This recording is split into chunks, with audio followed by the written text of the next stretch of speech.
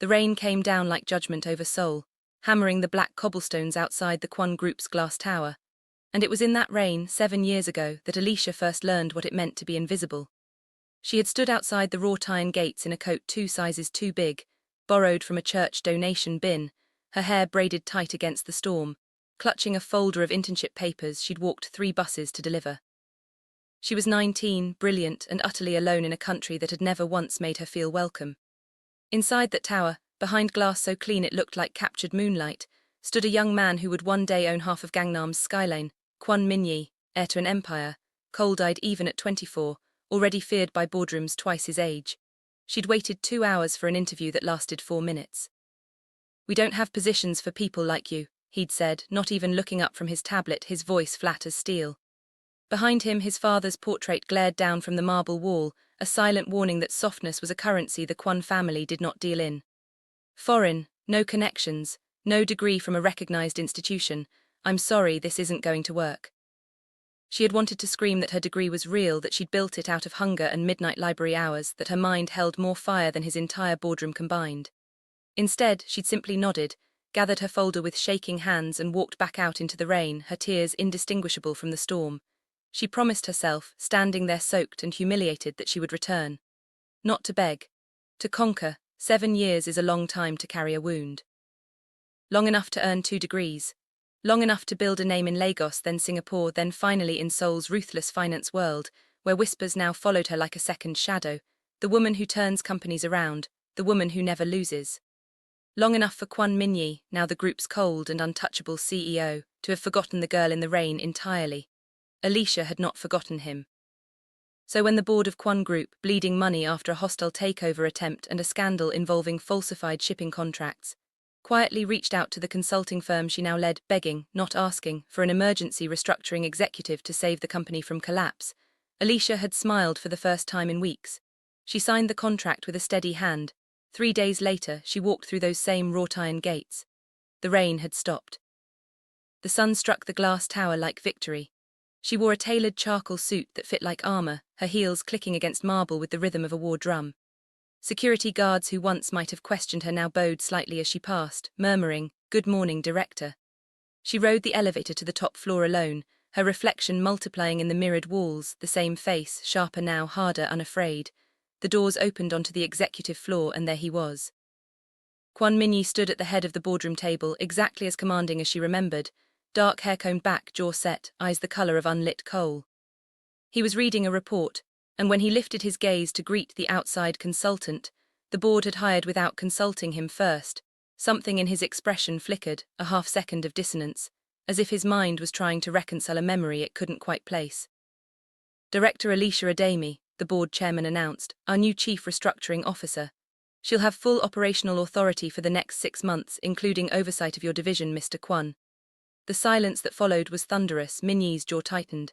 His eyes swept over her, the fire in her stance, the storm behind her calm expression, and something ancient stirred in his chest, something he didn't have a name for yet.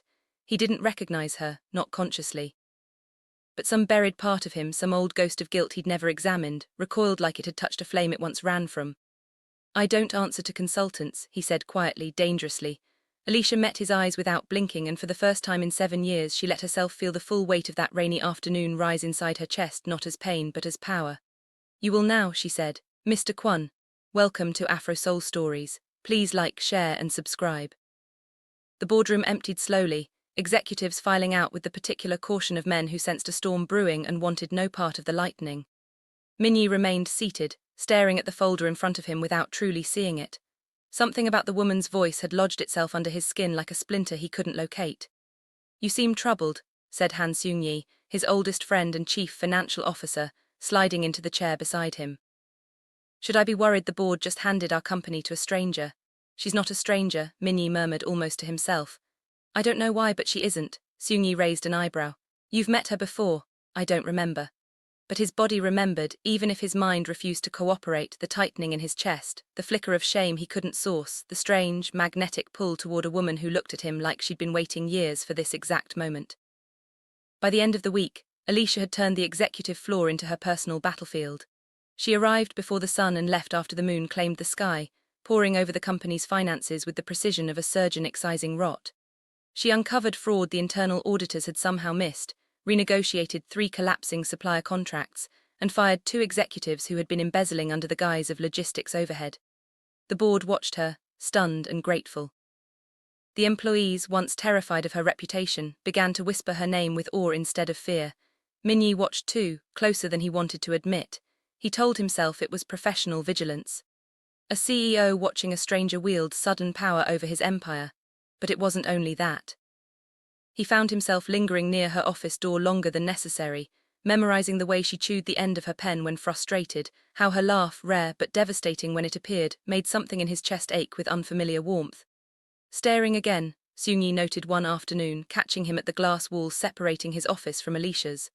"I'm not staring, I'm assessing a threat." "Sure," Seung-yi said dryly. "That's why you've rewritten your calendar 4 times this week to walk past her office at the same hour she takes her coffee break." Min-jae said nothing, because there was nothing to say that wouldn't sound insane.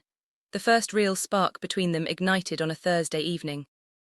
When the building had emptied except for the cleaning staff and the 2 of them, arguing over a supplier contract in the glass-walled conference room, voices rising like a storm gathering strength. "Gutting departments that took my father 20 years to build," Min-jae snapped, slamming a folder onto the table. "Your father's departments were bleeding this company dry through corruption you were too busy chasing headlines to notice." Alicia shot back, unflinching, stepping close enough that he could smell the faint scent of jasmine on her skin. "I was hired to fix what you couldn't. If your ego can't handle that, take it up with your own board." He stared at her, breathing hard, and for the first time in 7 years something in his memory cracked open, rain, a folder of papers, a girl's trembling hands, his own voice saying words he'd long since buried. "We don't have positions for people like you." The memory hit him like a blow to the sternum. His eyes widened slightly. "Have we met before?" he asked, voice suddenly quiet, stripped of its usual command. Alicia's expression didn't change, but something flickered behind her eyes, old pain, carefully caged. "Does it matter, Mr. Kwon?" "It matters," he said, stepping closer despite himself, "because I feel like I've spent 7 years trying to forget your face and I don't know why." Air between them thickened, charged with something neither of them could name, not yet anger, not yet desire, but the dangerous, electric space just before both ignite. She turned away first, gathering her folder with hands that trembled only slightly. "Get some rest, Mr. Kwon. Tomorrow we start on the shipping division." She left him standing in the empty conference room, his heart pounding for reasons that had nothing to do with quarterly reports. The following morning, rumors of the mysterious new director spread beyond the office walls. A rival executive from a competing conglomerate, Yoon Yi-hyun, smooth-talking and ambitious, arrived under the pretense of a partnership meeting but spent most of it flirting shamelessly with Alicia, praising her intellect, her beauty, wasted, he said, on a company as reckless as Kwon Group. Min-jae watched from across the room, jaw clenched so tight it ached, hands curling into fists beneath the table. When Yi-hyun reached out to brush a strand of hair from Alicia's shoulder, an act so casually possessive it made Min-jae's vision sharpen with fury, he stood abruptly. "This meeting is over," he said, voice like ice cracking underfoot. Yi-hyun blinked, startled by the sudden hostility. "We were simply discussing." "I said it's over." Min-jae's eyes didn't leave Alicia. "Director Adami has work to do. Alone." After Yi-hyun left, visibly rattled, Alicia turned to Min-jae with narrowed eyes.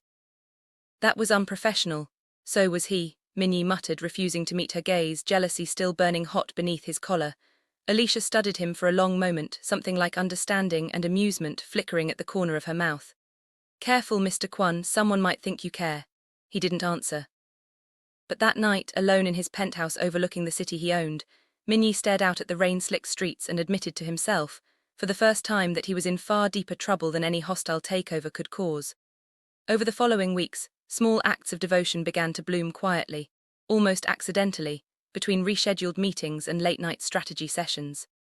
Min-jae started leaving warm coffee outside Alicia's office before dawn, never staying to be thanked. When she mentioned offhandedly that her apartment building's heating had failed during a cold snap, she returned home to find it mysteriously repaired within hours, the landlord strangely unwilling to explain who had paid for it. When a junior executive spoke condescendingly to her in a meeting, dismissing her ideas because of her accent, Min-jae dismantled the man's argument so thoroughly and so publicly that the executive resigned within the week. Alicia noticed all of it. She said nothing, but something in her carefully constructed armor began slowly to crack. "You don't have to protect me," she told him one evening, finding him lingering near her office long after the building had emptied. I know, he said simply. I want to. The words hung between them, more vulnerable than either had intended, and for a moment the 7 years of distance between the boy who'd rejected a poor girl in the rain and the man now aching for her collapsed into nothing. But history rarely stays buried, and rumours once stirred spread like smoke. A tabloid reporter, digging for scandal to sell papers, uncovered whispers of Kwon Min-jae's rejection of a young African intern 7 years prior. A story that, twisted the right way, could paint the CEO as both a hypocrite and a villain now cozying up to the very woman he'd once dismissed. The article hadn't published yet, but Seung-yi warned Min-jae of its existence with grave urgency. If this comes out, Seung-yi said, it could destroy the company's reputation right when we need public trust the most. And it could destroy her too if people twist the story into something ugly. Min-jae's blood ran cold, not for the company, for her. That night he found Alicia still working, the office lit only by her desk lamp, papers scattered like fallen leaves. There's something I need to tell you, he said quietly. Before someone else does. Alicia looked up and something in her eyes told him she already knew. Remember you now, he admitted, voice raw. The rain, the interview, what I said to you. I was cruel and arrogant, and I've spent years wondering why that memory never fully left me, and now I know it's because some part of me always knew I'd destroyed something precious that day. Alicia's hands stilled over her papers. You don't remember me, she said softly. You remember guilt, that's different. Maybe, Min-jae said, stepping closer, his voice breaking slightly. But I remember you now, every part of you. And I am so sorry, Alicia, I was a coward who mistook cruelty for strength. Tears gathered in her eyes, 7 years of buried pain finally finding air. Do you have any idea what that day did to me? I walked home in the rain and told myself I would come back and make you regret every word. I regret it more than you'll ever know, he whispered. The space between them closed, inch by inch, until his hand found her cheek, thumb brushing away a tear she hadn't meant to let fall. I don't forgive easily, she breathed. I'm not asking you to forgive me, he murmured, forehead resting against hers. I'm asking you to let me spend the rest of my life proving I've changed. Kiss that followed was slow, trembling, 7 years of longing and anger and heartbreak dissolving into something neither of them had words for, desperate, tender, inevitable. But even as their lips met, sealing a fragile new beginning, neither of them noticed the shadow lingering outside the office door, phone raised, capturing every second on camera. The photograph hit the tabloids by dawn. Kwon Group's CEO in secret affair with company's new director, the same woman he once rejected as an intern. By the time Alicia arrived at the office, the story had already metastasized across every business news outlet in Seoul. Reporters clustered outside the glass tower like vultures circling a wound, shouting questions she refused to answer, cameras flashing against her composed, unreadable face as security guards struggled to clear a path. Inside, the board was in chaos. This is exactly the kind of scandal we cannot afford, one director barked, slamming a newspaper onto the conference table. Our stock is already unstable. A CEO entangled with the officer meant to fix our finances. It looks like collusion, it looks like corruption. Looks like a story, Alicia said coldly, arms crossed, refusing to let her voice shake. One built on a photograph and speculation. It false, the chairman asked pointedly. Silence answered him. Min-jae stood, his presence filling the room the way it always did, commanding, immovable. Whatever happens between Director Adami and myself is not a conflict of interest. Her restructuring plan has already saved this company 400 billion won in liabilities.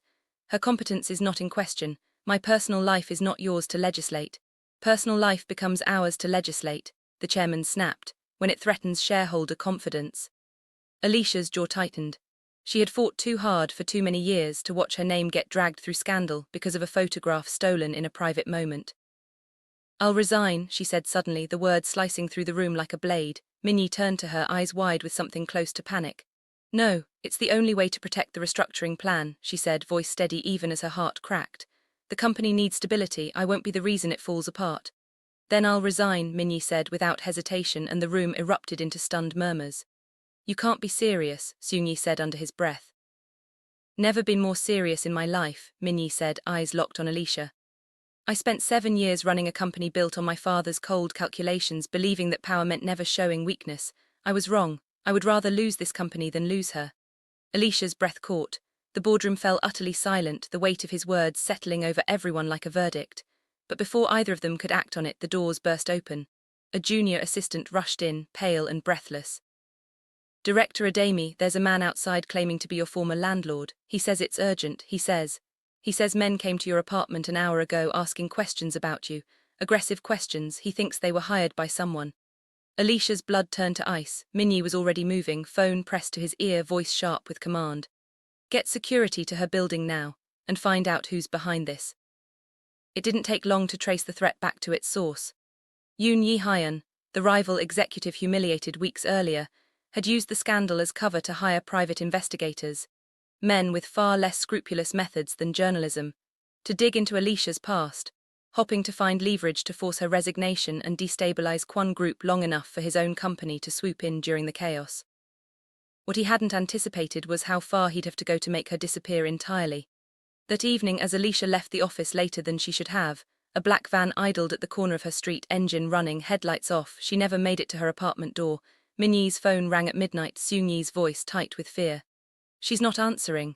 Her assistant said she left the office 3 hours ago. Her phone's been off since 8:40. Min-jae's blood ran cold. He was already grabbing his coat, keys, moving through his penthouse like a man possessed. Trace her last location. Now. Yi. Now. 20 minutes later, security footage from a corner store showed a woman matching Alicia's description being forced into an unmarked van, her scream cut short as the door slammed shut. Something in Min-jae broke and rebuilt itself simultaneously, grief and fury fusing into something colder and more dangerous than anything his father had ever taught him about power. Me everyone, he said, voice deadly quiet. Every contact, every favor, every resource this company has, I don't care what it costs. I don't care whose reputation burns, find her tonight. Van took Alicia to an abandoned warehouse on the outskirts of the city, its rusted walls echoing with the drip of rainwater from a leaking roof. Her wrists were bound, her heart hammering, but her mind, sharp even in terror, was already calculating, searching for any advantage. Yi-hyun appeared from the shadows, smug and dangerous in the dim light. You should have taken the easier path, director. Resigned quietly. Let the scandal die on its own. You'll go to prison for this, Alicia said, voice steady despite the fear coiling in her stomach. Perhaps, Yi-hyun said, crouching to meet her eyes. But by the time anyone finds you, Kwon Group's stock will have collapsed, Min-jae's reputation will be in ruins, and I'll have acquired the wreckage for pennies. A fair trade, don't you think? You're a coward, she spat. Hiding behind kidnapping because you couldn't beat me in a boardroom. His hand cracked across her face before she could brace for it, the sting sharp and humiliating. But she refused to give him the satisfaction of tears. Outside, storm clouds gathered, thunder rolling low over the city, an omen perhaps of the reckoning about to arrive. It took Min-jae's network 4 hours to trace the van's route through 3 separate CCTV blackout zones, 4 hours that felt like a lifetime of imagined horrors. When the location finally pinged, an abandoned shipping warehouse near Incheon's old docks, Min-jae was already in the car, Seung-yi driving, police coordinating a raid 2 minutes behind them. You should wait for backup, Seung-yi said, watching his friend's white-knuckled grip on the door handle. Not waiting, Min-jae said, voice flat with a fury that had nothing left to lose. Not for her. The warehouse loomed ahead through sheets of rain, exactly as cold and menacing as the night 7 years ago when he'd stood behind glass and turned away a girl who needed him. This time he would not turn away. He burst through the side door alone, ahead of the police, ahead of caution, driven by something primal and unshakable. Yi-hyun spun at the sound, reaching for the gun on the table beside him, but Min-jae was already moving, adrenaline erasing every ounce of his careful corporate composure. He didn't think, he didn't calculate risk the way his father had trained him to. He simply ran toward the only thing that mattered. The struggle was brutal and short, Min-jae's fury lending him a strength Yi-hyun hadn't anticipated, years of boardroom battles translating suddenly into something far more physical and desperate. The gun clattered to the floor. Police sirens screamed closer. And within moments, Yi-hyun was pinned, cuffed, dragged away, shouting threats that meant nothing anymore. Min-jae turned to Alicia, still bound to the chair, tears finally breaking free down her cheeks now that the danger had passed. I told you, he said, voice cracking as he knelt before her, hands trembling as he worked at the ropes binding her wrists. I would burn down anything to get to you. You're insane, she whispered, half laughing, half sobbing, as her arms finally came free and wrapped around him. Only for you, he murmured against her hair. Only ever for you. The following morning, the scandal that had threatened to destroy them both transformed into something else entirely. News broke not of an inappropriate office affair, but of a kidnapping orchestrated by a rival executive desperate to sabotage Kwon Group, and of a CEO who had risked everything, including his own company, to save the woman he loved. Public opinion shifted overnight. Where headlines had once painted Alicia as a scandal, they now painted her as a survivor. Where Min-jae had once been criticized for entanglement, he was now celebrated for loyalty. The board, humbled and grateful the company hadn't collapsed into ruin, unanimously withdrew its objections. But none of that mattered to either of them nearly as much as the quiet moment they shared a few days later, standing together on the rooftop garden of the Kwon Group Tower, the city spread beneath them like a field of scattered stars. "Owe you 7 years of apology," Min-jae said softly, taking her hands in his. "I know words can't undo what I said to you that day in the rain, but I want to spend every day proving I'm not that man anymore." Alicia studied him, the storm inside her finally fully quiet. "You already have," she whispered. "Every day since you remembered me." He reached into his coat, producing a small velvet box, his hands, usually so steady in the face of billion-won negotiations, trembling now with something far more terrifying and far more precious. "I don't deserve you," he said, kneeling before her on the rooftop as the city lights flickered awake below. "But I will spend the rest of my life earning you. Alicia Ademi, will you marry me?" Tears streamed freely down her face as she nodded, unable to find words worthy of the moment, and when he rose to kiss her, the 7 years of rain and rejection dissolved completely into something new, a beginning built not on power or pity, but on love hard-won and fiercely protected. By the following spring, Kwon Group had not only recovered from its financial crisis, but had grown stronger than ever, its recovery attributed publicly to the brilliant restructuring led by its new co-CEO, Alicia Ademi Kwon, whose name now sat beside her husband's on every boardroom door. Their wedding had been small, intimate, held not in some grand cathedral, but in the very rooftop garden where he'd proposed, surrounded only by the people who mattered, Seung-yi standing as best man, Alicia's closest friends flown in from Lagos, and Min-jae's mother, who had wept openly at the sight of her son finally, truly happy. Months later, on a quiet evening much like the one that had once separated them, Alicia found Min-jae standing at their bedroom window, staring out at the rain falling gently over the city they now called their shared home. "Thinking about that day again," she said, wrapping her arms around him from behind. "Always," he admitted. "It reminds me how close I came to losing everything that actually matters." She smiled, resting her head against his back, then took his hand and guided it gently to her stomach.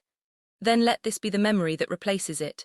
Min-jae turned slowly, understanding dawning in his eyes, disbelief melting into overwhelming joy. "Are you?" "Yes," she whispered, tears of happiness gathering in her eyes. "We're going to be parents." He pulled her into his arms, laughter and tears mixing together as rain continued to fall softly outside. No longer a symbol of rejection and heartbreak, but of renewal, proof that even the coldest beginnings could bloom into the warmest endings. 7 years ago, in that same rain, a poor girl had been turned away with cruel, careless words. Now she stood as his equal, his partner, his wife, carrying within her the next chapter of a love story that had survived rejection, scandal, danger, and every obstacle fate had thrown between them. And as the storm outside softened into gentle rainfall, Kwon Min-jae held his family close, finally understanding that the greatest power he would ever wield was not measured in boardrooms or billions, but in the love he had almost lost and fought fiercely to keep.